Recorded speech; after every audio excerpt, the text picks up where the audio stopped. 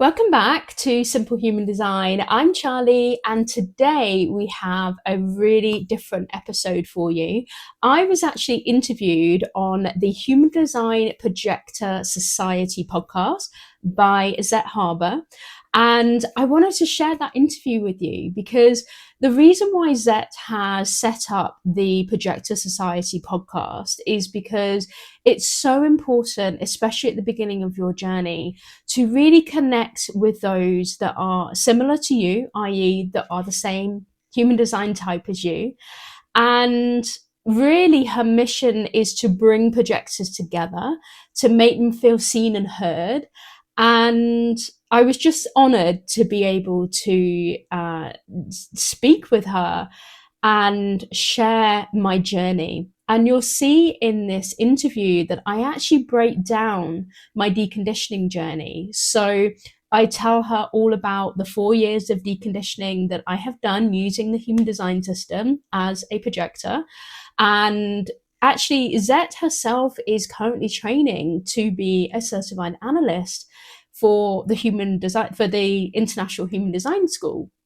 And she actually has some amazing takes on my chart. She, really went through certain things and like brought certain, aspects of my chart out, and she really dug deep. So it was amazing having this interview with her because I actually got to learn a little bit about my chart as well. I got to understand where I was speaking my aligned truth, which, is kind of what we're aiming for here with human design.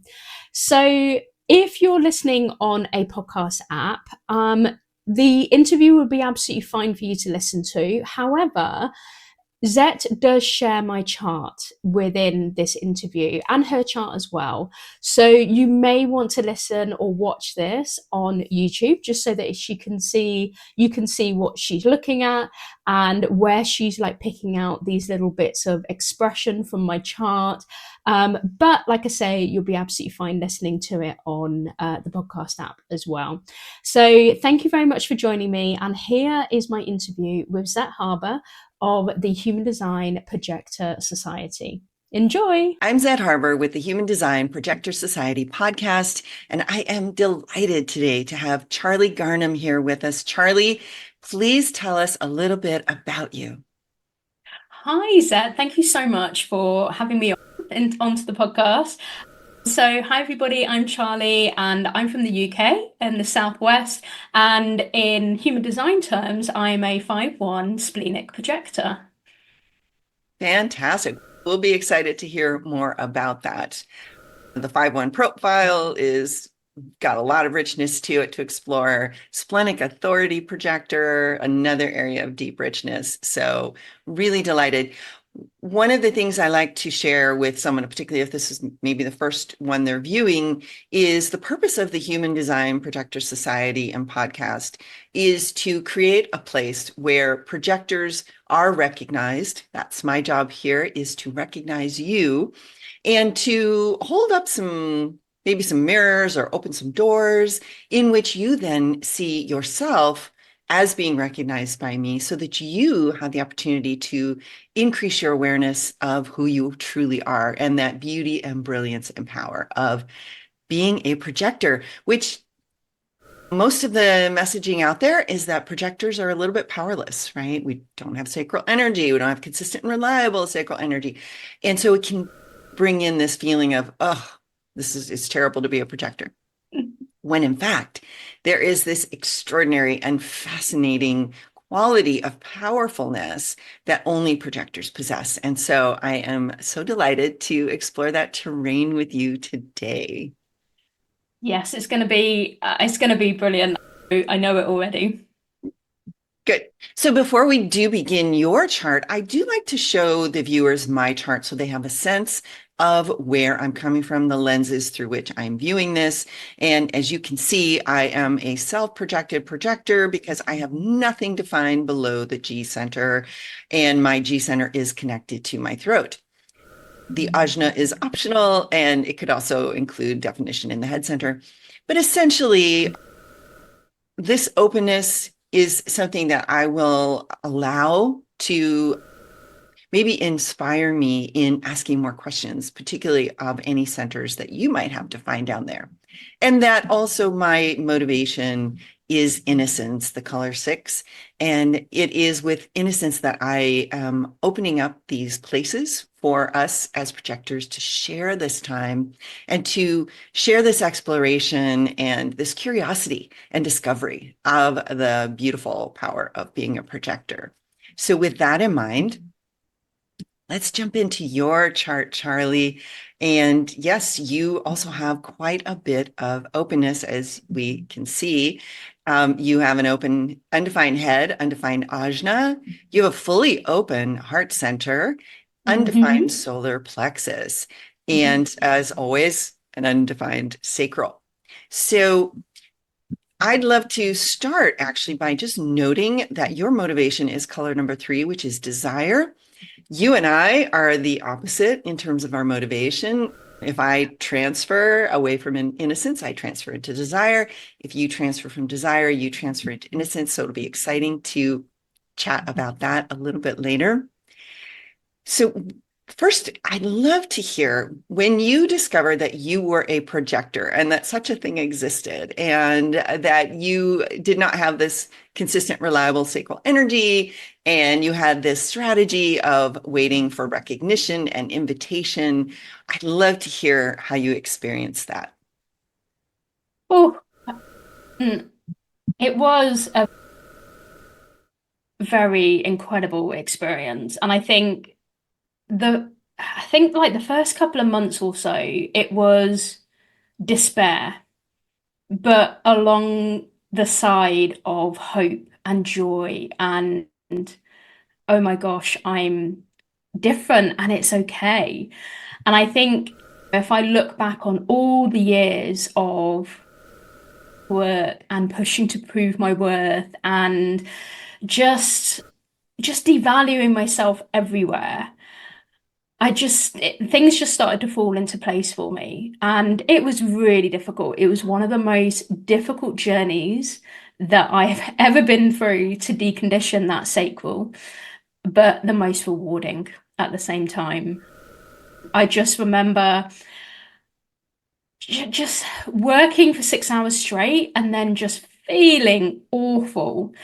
But then over time, it just became easier and easier to consciously just think to myself, okay, I've worked for 4 hours. What are you going to do, Charlie? What are you going to do next? Are you going to keep working? Or are you going to take a break? Are you going to go for a walk?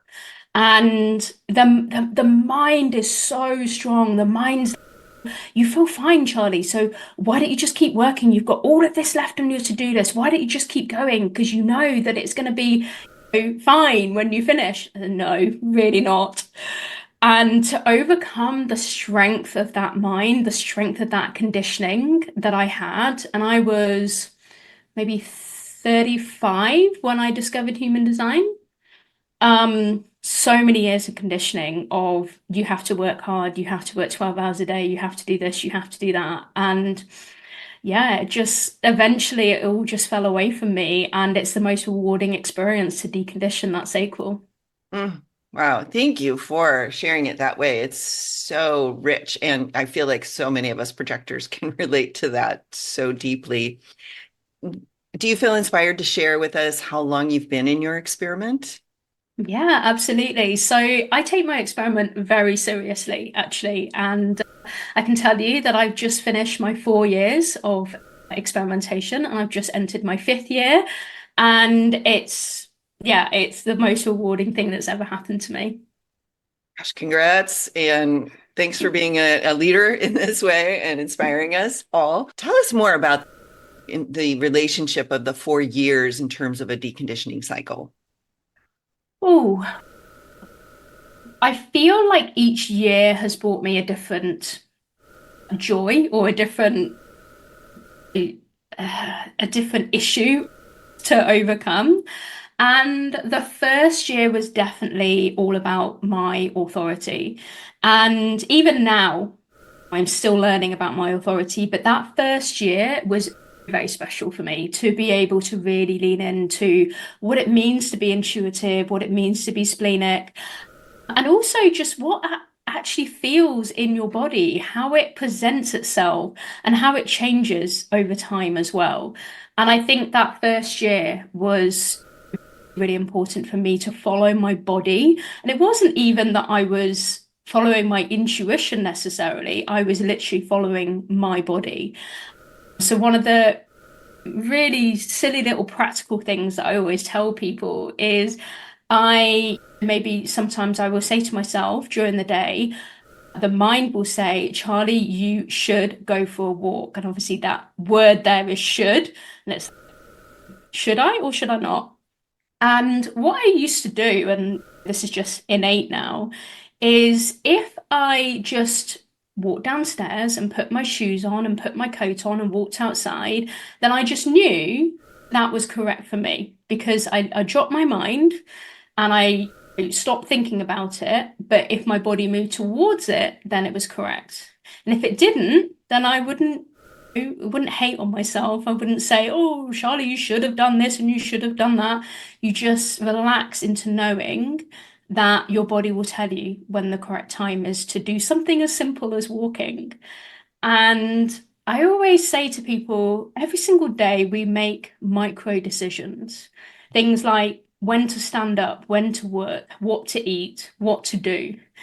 And it's in those micro decisions that intuitive splenic authority, for me personally, can really start to unfold. So start small with your authority, and yeah, it will just start growing. That's fantastic. I would describe my experience very similarly to the words you used, which Um, is I used to have these arguments in my head.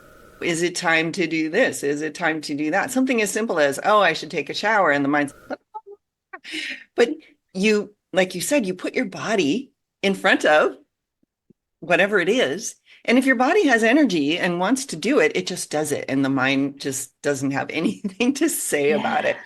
And so there's no force used, right? Mhm. You're carried along by this amazing energy, which is not the consistent, reliable sacral energy. There is a field of energy within which we are all woven. And so, yeah, I absolutely love that description. And yeah, just walk in front and see, do your shoes want to go on your feet right now? Yeah. Does the door want to be opened by you right now? Yeah, exactly. Yeah, lovely. I think that's really valuable. Thank you for sharing that. And so, yeah, so that's year one, really getting to become more intimate, it sounds like, with your splenic Yeah. authority and learning the voice of it. And what I've read is that it's about physiological changes in the body, Hmm. right? And I think for splenic authority projectors, it's potentially one of the more mysterious authorities that can be out there. I don't know. Yeah, Would you agree? absolutely. Yeah. Hmm. Yeah. From my point of view, as a self-projected projector, I've got some pretty clear guidelines for how I do it. I've got some questions I'm literally supposed to just ask myself. Does this Yeah. make me happy? Does it let me express my truth? Is this moving me in a direction that's correct for me? And there's this sort of, it's like an om almost that says a yes to Mm. it, right? It's an Love om. it. It's like this bell tone in a cavern, right? And it's the tone of the bell, but it's right after the bell, there's this quality of silence. And that's how I know when it's correct. And of course, now drawing upon the motivation, but the splenic, it's wordless. You don't get to necessarily ask yourself questions, right? Hmm. You just have to notice what's happening in your body, Yeah. which we've been conditioned out of that, all of us, for our entire lives.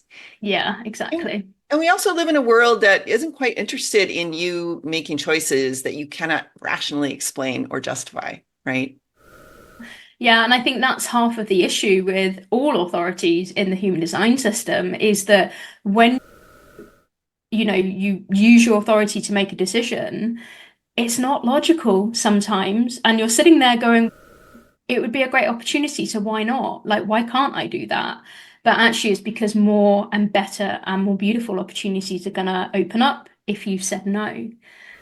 So, yeah, Gosh, thank you for that. I believe every splenic projector needs to hear those mm, words to yeah, encourage them and to let them know.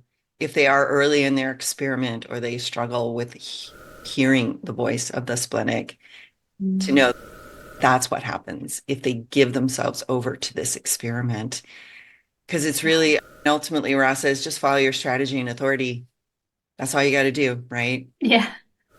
He did also say that for projectors and reflectors, but in our case, projectors, knowing our motivation is going to be key in discerning whether a relationship invitation that we're being invited to is correct for us. Because if it Yeah. supports us in being aligned with that motivation rather than pulling us into transference, that's like the signpost that, yeah, this actually is a correct invitation. I am being correctly recognized. And that's a whole other layer there.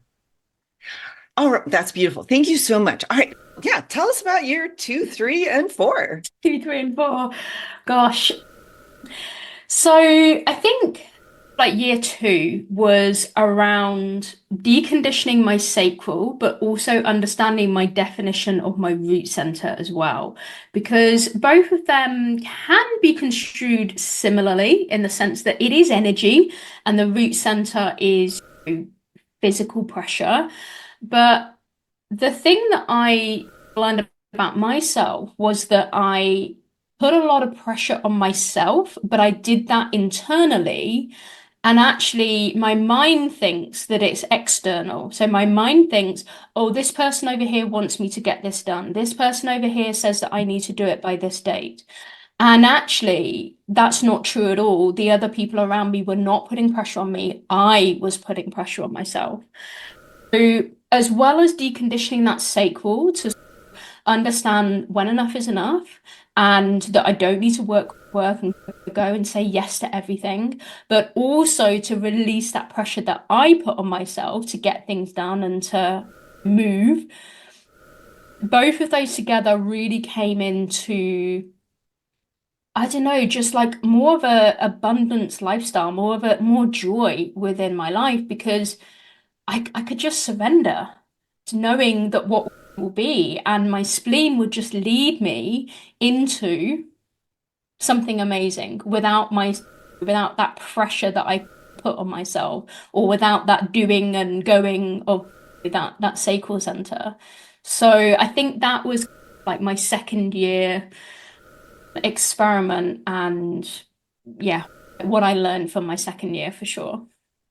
And you have 4, no, sorry, because you have double activations in some of these gates. We have 4 gates Hmm. activated, but you've got 7 planetary activations, lots of energy Yeah. that can hook you. These are like little hooks that if there's going to be an issue around knowing when enough is enough, it's going to look and feel maybe like what goes on with gate 9 or 14 or 5. 5 fixed patterns, right? Natural Hmm. rhythms. 14 power skills, that accumulation and retention of power, coupling grace with control. So these are attributes that are truly part of who you are. And I could imagine that would make it really easy for your mind to convince you that you are a sacral being. Absolutely, yeah. And with the transits going on, I do often have my sacral center defined, but of course I don't because I'm still a projector at the end of the day. So I Yes. will quite often look at the transits and my sacral will quite often be defined, and I just have to remind myself that, yeah, I don't have to go do. Yeah. And yeah, you're right. I do have quite a lot of wisdom in that sacral center because I am able to be very easily connected. Yeah, Yes. You can walk into a room and there are pretty good chances that somebody in there is going to have mhm, one of those harmonic gates. And absolutely. it's going to light you up and you're going to feel like, yes, let's go. So that's wonderful. And you're right. It's the difference between believing that we now are that energy creature versus knowing that somehow we've had a plug in, lovely, and Hmm. being able to sense when we're unplugged and let that Yes. happen. right? Because it's so juicy to stay plugged in, even if we have to then use our willpower or adrenalized force, right? Or emotional energy. That's Mhm. awesome. Okay. Year 3 and 4. What about those? If you don't mind sharing this much detail about your journey. Yeah. But I feel like it's rare for people early in their journey, their experiment, to have some insight into really that mundane nitty gritty. And I don't mean that in a Mhm. diminishing way at all. It's really, this is the moment by moment Mhm. process. And so if you out there watching feel like, why is this taking so long? How come I'm still a year later, still deconditioning my sacral? This really, I think, can be helpful for them to see into your Yeah. world and your experience so that they know, oh, okay, this really is something that's just going to evolve over time. Yeah, absolutely. And the thing is that I never started each year of my deconditioning journey knowing what was gonna come through. Because the thing is with human design is that you can learn it cerebrally, like intellectually, you can absorb the information like projectors are designed to do, but actually embodying it into your body, you have no idea when that's gonna happen. So Gate 5, for example, never ever agreed with it. I was like, I do not have Gate 5 in my chart. That's not me. I do not have fixed patterns. I'm a projector. All of a sudden last year, it was like, oh yeah, yeah, I do. And I just felt it like coming into my body. So, in answer to your question, my third year of the experiment was very much around that very open ego heart center Mm. that I have. Now, a lot of people will understand the certain energies of each of the centers when it comes to their body graph. But when you've got something completely open, it's you can say the words to me, but I really don't get it at all in my body. I really don't feel it.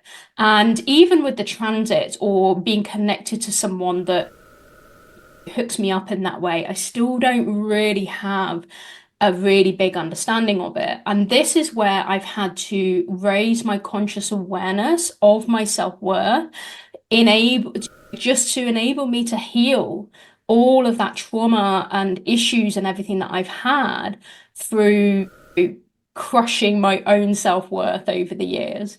And I've been able to now put in steps in place to help me with my self-worth.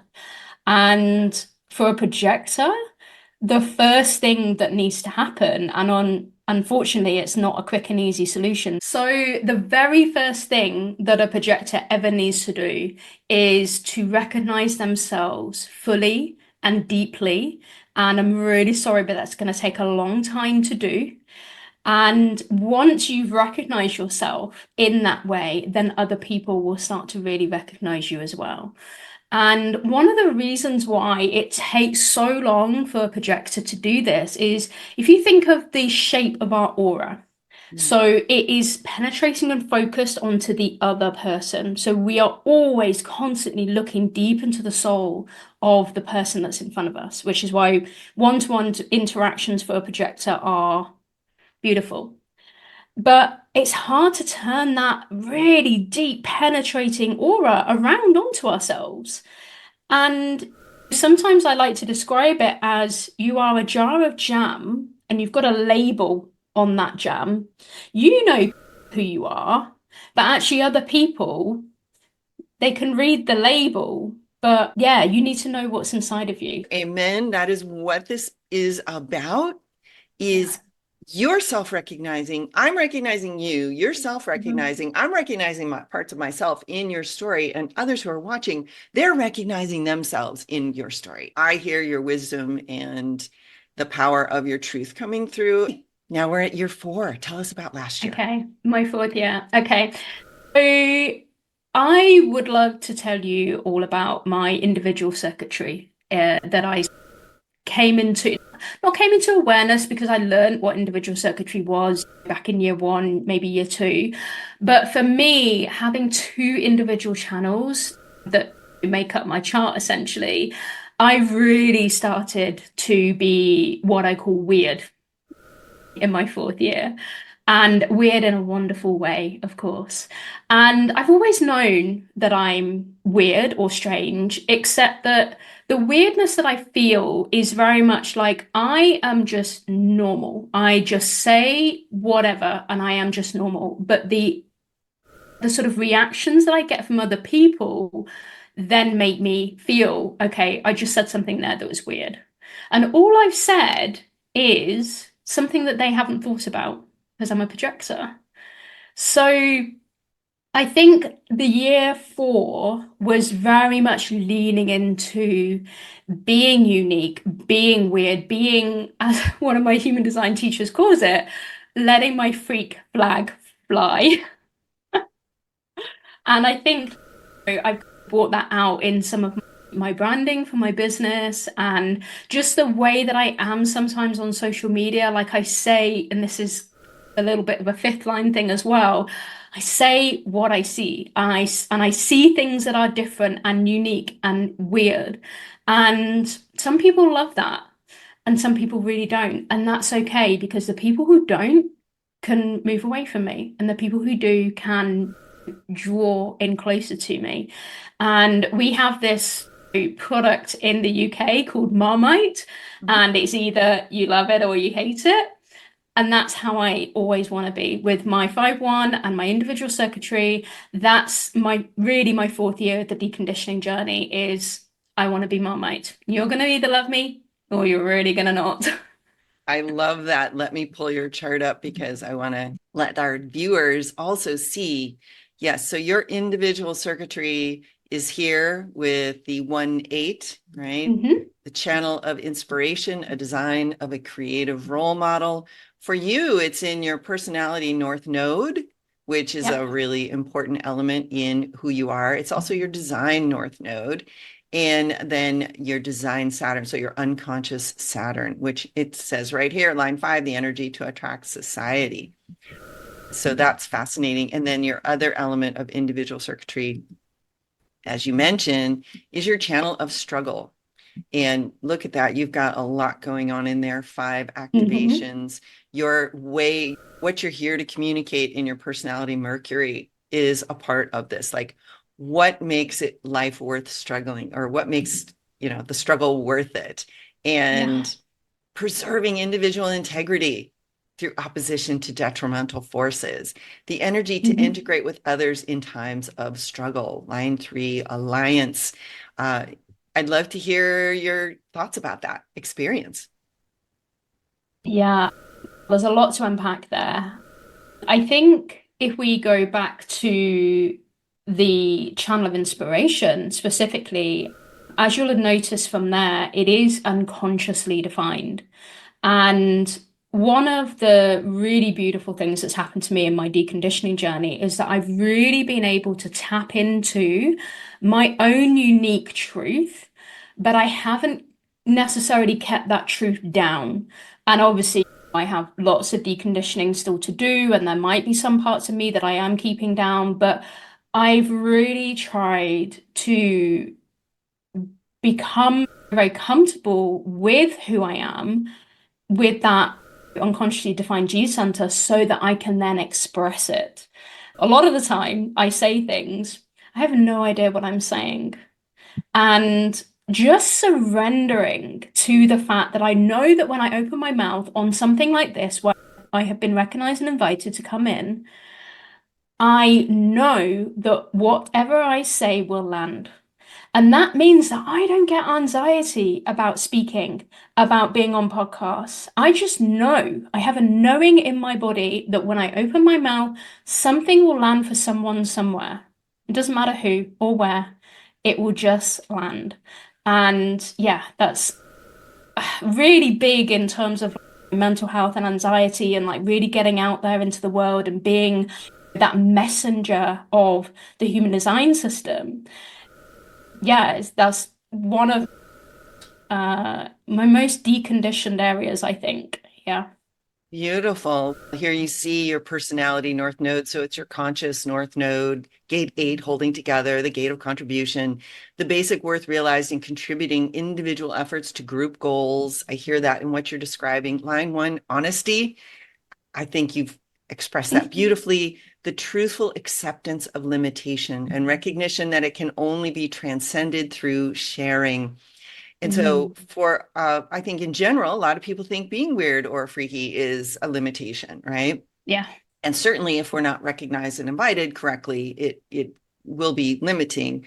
But it's that it can be transcended through sharing, and then the exaltation, knowing that creative expression must be honestly communicated and shared. I hear that so clearly in what you just described with us, what you just shared, that you are willing to honestly accept the limitation that this is just who you are, and Yeah. it's not for everyone, and it's not your job to decide who it's for or not for. And you don't edit yourself in anticipation that it's not for somebody, and that it can be transcended through sharing. So thanks for Yeah. expressing that so beautifully.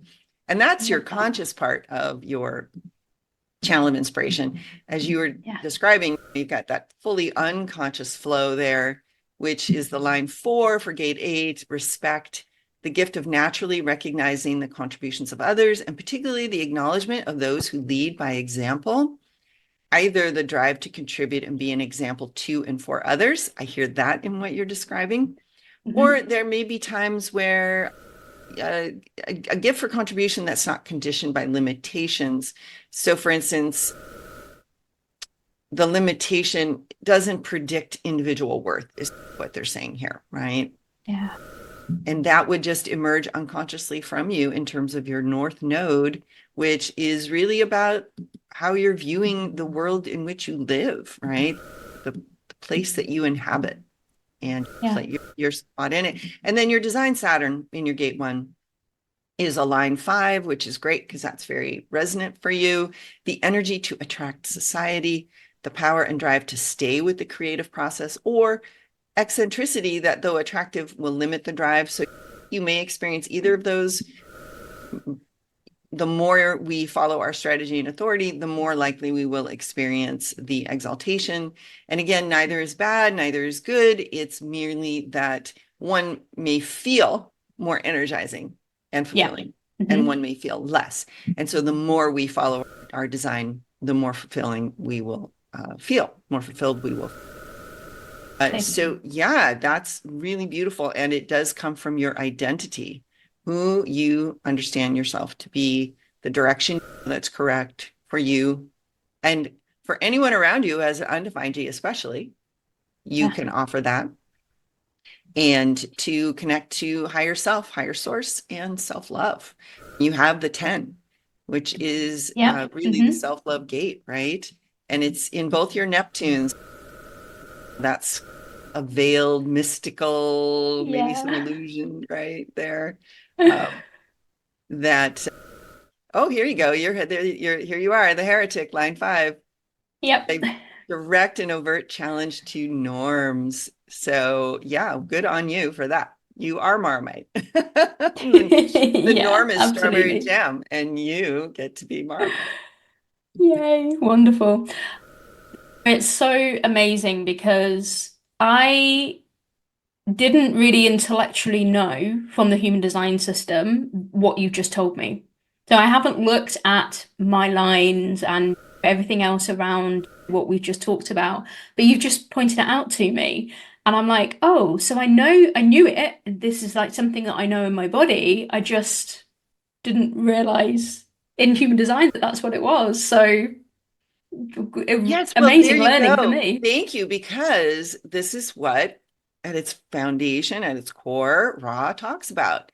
Like you mentioned earlier, human design is not the cerebral learning, right? Yeah, It's the living. And so, what the system can do is give you language that helps you connect maybe more deeply to the yeah, truth of who you are, can create some clarity around the truth of who you are, but it's already the truth of who you are. And because you've been deconditioning and you've been following your strategy and authority and really living deconditioning those undefined and open centers. So you've just told us it works. You don't Yeah. need the intellectual knowledge for it to work. However, the intellectual knowledge can be supportive as long as we don't use it to live the not self, to have the Mm. mind run the show. Yeah, exactly. Yeah. I love the way that you describe that. I definitely look at human design as a language. It gives the not self, the mind, a language. And when you give something a language, it doesn't mean that's a bad thing. Actually, it means it's a really good thing because you can catch yourself and you can challenge yourself and you can change and you can heal that not self. Let me share your screen again, or your chart. So thanks for sharing all of that about your open heart center. You know, some of us have a gate or two or three or even Mhm. four activated. And so there's going to be a specific hook that will frame our inner conversation about our self-worth when we have an undefined heart center. And for you, you do have the 44 pointing toward it, right? So Yeah. potentially when somebody or the transits brings you that 26, right? You may experience a certain amount of mainly unconscious, perhaps, energy. Yeah. Yeah, absolutely. Just Yeah. I can't always figure out when it is, but it's yeah, potentially there. Yeah. Perhaps it's when you feel able to transmit on behalf of your tribe in order to secure a materially successful deal. That's the channel of the salesman or salesperson. Yes.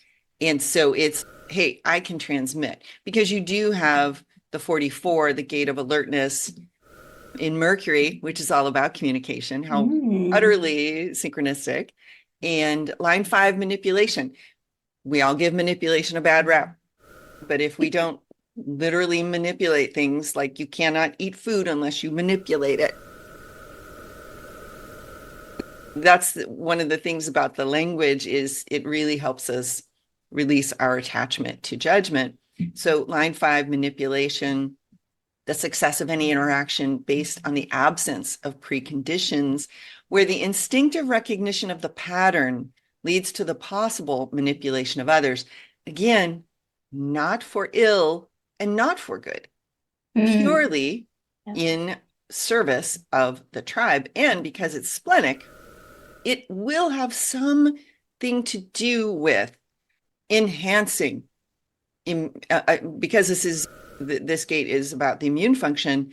It will have something to do with enhancing immune function response to threats to being Mm. potentially are there. Mm. And intuition as well, do you think? Oh, absolutely, because the splenic is all about intuition, right? Yeah. Intuitively being alert to how to create success and maybe being very alert to, are there preconditions in this interaction? Are they going to be a barrier to success of that interaction? Do I need to manipulate in some way so that there's instinctive recognition? Or because you also have gate 5, we talked about, you have the capacity for fixed patterns. So the instinctive recognition of the patterns that can lead you to the possible manipulation of others. So potentially you can instinctively, intuitively sense when someone's well-being and ability to really survive and thrive Mm. can be benefited by you manipulating. And because this is part of the memory circuit, and this is all gate 26 is about the manipulation of memory, you help people remember their stories in a way that allows them to have greater health and being, and particularly in the Yeah. material realm. Mm. Yeah, that's beautiful. I definitely have a couple of instances maybe that's happened that come to mind.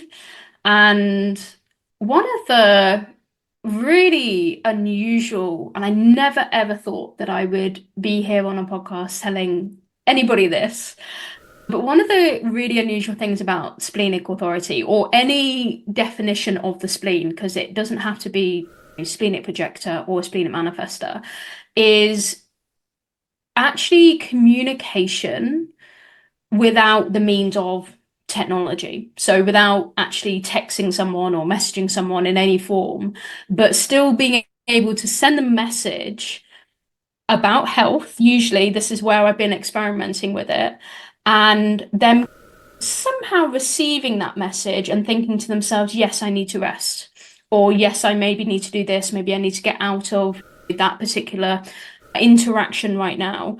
And that has been a really unusual sort of learning with the splenic authority is communicating with, usually for me, it's been other splenic projectors, and that communication just going, ping, yes, I need to rest, or yes, I need to, whatever it is. I want to pull up your chart again because I have questions. I'm super curious to go a little deeper if that feels, how does your splenic feel about going a little deeper? Yeah, Okay. absolutely.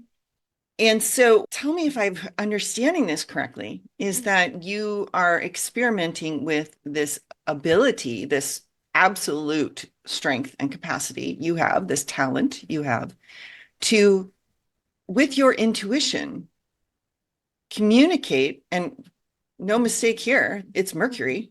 It is your voice, it's Yeah. communication in a way that increases someone's health and well-being. And Yeah. so when you mention that sort of there's this like moment of, oh, it's time to rest, is that the message you're sending to the other person, or is that something you feel is coming to you? So that message comes to me often anyway. So, yes, there's always a message of not necessarily resting. What other energy am I going to expend now?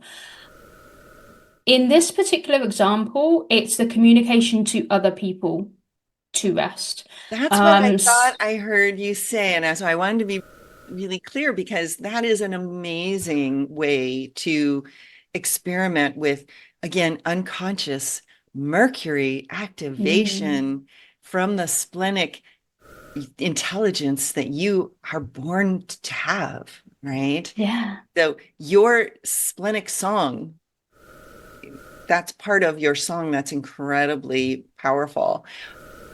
So that's very exciting to know that you have experienced that and are experimenting with it. And so yeah. I recognize and absolutely affirm you for that and Thank thank you for you. sharing that because Would that's an you like an unusual. act? Yeah, would you like an actual example, like a practical Absolutely. example? Absolutely. Yeah. Just to, like, I always like to give practical examples, not only because I'm a line five, but also it helps people to really think, oh, okay, so that happened there, and that's what Charlie said. So yeah, then it pieces the puzzle pieces together. So this has happened to me a couple of times, but I do have a splenic projector friend who is not based in my part of the world, and she was messaging me on WhatsApp. So this is completely normal messaging here.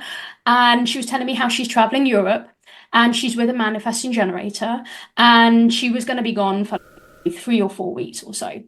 So I wasn't really hearing much from her in terms of WhatsApp, which is perfectly fine. But one day I just literally just had this awareness that she needed a day by herself because she was with the manifesting generator and I know what she's like. I know that she overdoes it all the time. And I just emanated this kind of idea of why don't you go off and have a day by yourself? Wherever you are in Europe right now, why don't you just go off and do the tourism bit or go to a spa or whatever it is? 2 days later, she messaged me and she said, guess what I did yesterday? I had a day by myself. I did this, I did that, I went to a spa, blah, blah, blah.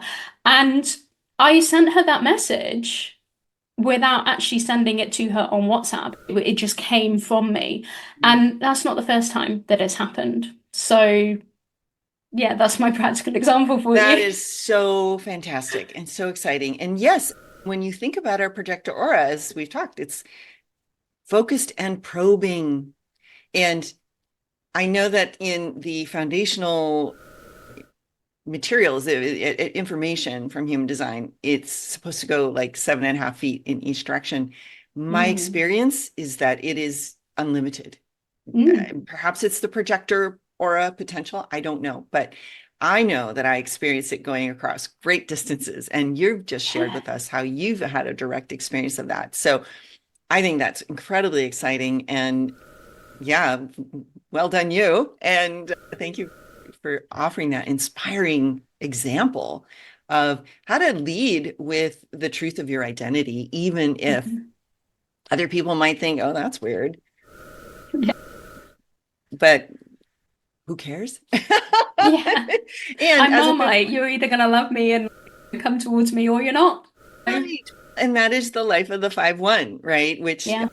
I hope we get, if we don't get into today, we will get into on our next session. One of the things, as you were describing that, somehow I felt the inspiration to open up your personality sun. Hmm. And it's in gate 60, which is from the root center pointing toward the sacral. Limitation, the gate of acceptance. The acceptance of limitation is the first step in transcendence. Line 5, leadership. Very long exaltation. I don't like to do that to listeners, read the whole darn thing, but destruction of old limitations simply creates new ones. So, an awareness of that. Behavioral patterns that demonstrate understanding through actions and enhance leadership potential. So, even though as you destroy old limitations and you're aware that simply it creates new ones, it still results in new patterns that demonstrate through the actions and enhance leadership potential, your leadership potential. And the energy, you have the energy to handle a lifelong process of dealing with limitations. That's the exaltation keynotes there. I'm wondering if that brings up anything for you that you feel inspired to share. Yeah, absolutely. So I think having gate 60 in my personality sun and also the individual circuitry, the two channels as well, I feel like my life is just in cycles. And those cycles are, okay, there's a limitation, there's something there that's stopping me, but then the cycle will continue and I will come out the other side being able to transcend that limitation. And sometimes the limitations are really small. I don't know, I'm tired today, for example. That's a limitation. Sometimes they're a little bit bigger. And through that cycle, you can, or I can, sometimes go through melancholy. So, depending on how big the limitation is, I can potentially have a couple of days of melancholy, of feeling dull, of not having many emotions, or just not having much excitement in my life. And yeah, that cycle just always comes up again. If the melancholy is on the down bit of the cycle, it will always come up again. And this has actually been a really big lifesaver for me personally because I now know what to do if I'm in that cycle. Because before, I would just berate myself and tell myself off, and it would just be terrible. That monkey mind that you're just putting out pressure on myself all the time. Mm-hmm. Now, Mm-hmm. I'm just like, okay, if that melancholy hits, what am I going to do? I'm going to rest. I'm going to have fun. I'm going to go and play. Gonna do whatever it is I need to do. And actually, in the last year or so, I haven't really had that deep melancholic feeling as much. Does that help at all Oh, with yeah, what you that's were wonderful. saying? And thank you for presencing the quality that comes with all individual circuitry, which is the pulse of melancholy. Comes in a Mm. pulse and then it's gone, and it's always under its own schedule, like under its in its Yes, own time. We have no choice. always. And when we resist the melancholy and create lots of narrative stories about what's wrong with us or what we did wrong, or Yeah. frankly, what they all did wrong, okay? We can look outside Yeah. and go, you're the reason I feel like crap today. When in fact, we free ourselves from that limitation, then the melancholy can move through on its own and it doesn't get clogged up inside. And somehow it led me to open up your personality Jupiter. So your conscious Jupiter, which is also individual circuitry, right? It's part of the Yep. individual circuit. Gate 61, inner truth, the gate of mystery, the awareness of universal underlying principles. I think the reason maybe I was called to open this is because you're describing a really universal underlying principle about what it is to be an individual and to have these individual activations and channels. And it's a sixth line, which is six lines have a very objective, very wise kind of view on things. And it says it's called appeal. And so you may be able to experience inspiration that can bring clarity to the collective, which is exactly what I feel that you just did for us. So thank you for that. And, or it could feel like the delusion that inspiration can bring clarity to the collective. So sometimes if we feel like we are forcing the sharing with the collective, or individual circuitry is about empowerment. We do empowerment of ourselves, but hoping that the collective and the tribe will go, "Ooh, we like that. Let's get some of that." So we do want that. The purpose of the individual activations and channels and circuitry is really about empowerment and allowing that pulse to move through us. Yeah, I love what you said. I feel like the way you delivered that is actually a real clear example of this Jupiter. And Jupiter is our law. It's the inner law we're here to live by. So for you, it is a law that you share this information, share these awarenesses of these universal underlying principles in order to, make life better, right? Yeah, absolutely. Inspiration that can bring clarity to the collective. So yeah, thank you for sharing that. Great. So back to your personality sun, that gate 60 limitation, right? Acceptance of limitation as the first step in transcendence. And that this is the light you are here to bring into the world in your leadership, right? The energy to handle a lifelong process of dealing with limitations. I'd love to hear if there's anything more you want to share about that. I think I was given a visualization or an analogy of some kind a couple of years ago about this gate. And the visual was that the gate 60 is like a river. So you've got the river flowing through, but you've got the river bed or the river banks containing the river. So the river's limited essentially because it has to stay within the boundaries. But actually, rivers can break their banks, they can overflow. And the way that I feel that sort of comes into my life is that I do have that flow and I do have that ability to almost feel in flow because of limitations, but also at the same time being able to transcend, to break those banks and to change, move directions, etc. And and this may well be what is I'm going to really learn in my fifth year of my experiment. Who knows? I'm not sure. I really feel as though this might be, yeah, something that will really come into my awareness a little bit more of how that gate 60 is in my life. Beautiful, because it is the light you are here to shine. And the way you're going to bring that into form, the way that you ground and balance that gift that you are here to give is through your personality earth, which is gate 56, the wanderer, the gate of stimulation, stability through movement, the perpetuation of continuity through the linking of short-term activity.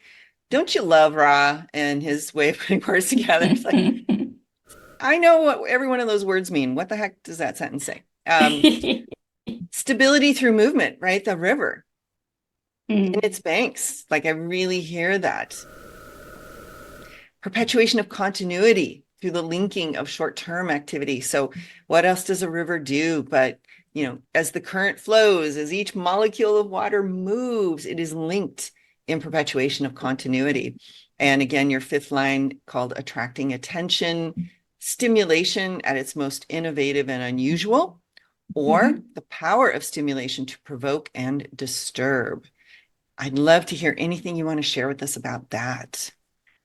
Yeah, I know this gate mainly as the gate of the storyteller, really. That's how I visualize it. And it's also how I've really been able to come to that awareness that I was talking about earlier with my G center connected to the throat, because the mind always wanted to say to me, oh, nobody needs to hear that story. Nobody's interested in that story. You don't need to share that.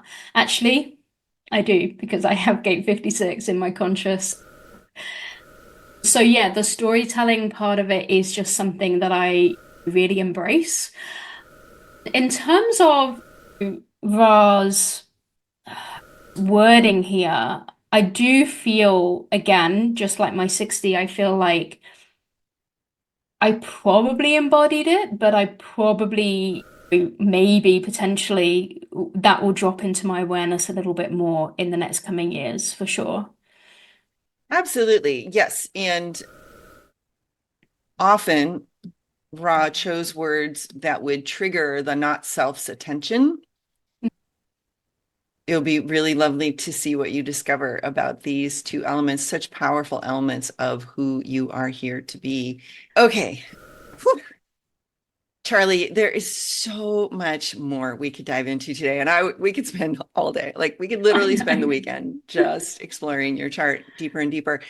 And I want to thank you for opening yourself up and really allowing us to see inside your own journey and your design, your true nature, the things that you have come heart to heart with in yourself that allow you to really deliver your gifts to the world more fully. And thank you for sharing that because as people are watching, the things they see in themselves will feel more supported and they'll recognize those aspects of themselves more fully and embrace them as you are Yeah. doing in order to really be a voice in the world that they're designed to be. So thank you again. Thank you so much for recognizing me and having me on.